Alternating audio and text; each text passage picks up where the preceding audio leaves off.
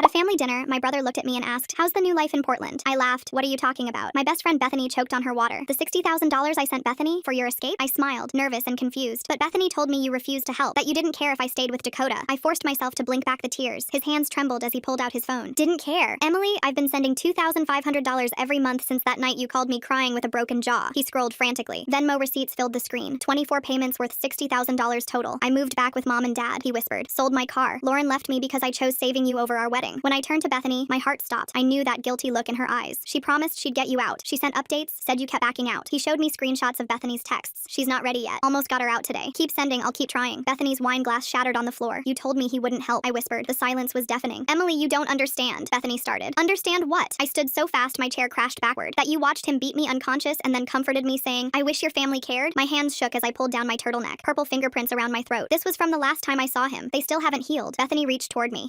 I don't." I jerked back. "You don't get to comfort me anymore." The words caught in my throat. "I tried to leave," I said, voice cracking. "Remember? You drove me to that apartment viewing. Said it fell through. Then another. Then another." Bethany stumbled backwards, searching for words that wouldn't come. "But you'd just panic. You'd change your mind anyway." "Because I had no money." The scream ripped from my chest. "I maxed 7 credit cards trying to escape." I yanked up my sleeve. Our matching Sisters by Choice tattoo mocked me in faded ink. My brother's voice was deadly quiet. "I created you a GoFundMe. It raised $4,000. And I sent that too." The room spun. "I lost my job because he found out about the remote work. You said no one would hire me anyway." "Your graduation," my brother choked out, angling himself towards my best friend. "You told me she didn't want me there." "I waited for you," I whispered. "Saved you a seat." The math hit me like a train. 2 years, 730 days. "Do you know what happened in those extra 730 days, Bethany?" She didn't answer. "I lost hearing in my left ear. See this?" I turned my head. He ruptured my eardrum because dinner was cold. My brother made a sound like a wounded animal. "I signed over Grandma's house to him, the inheritance, because we needed groceries, while you had $60,000 just sitting there.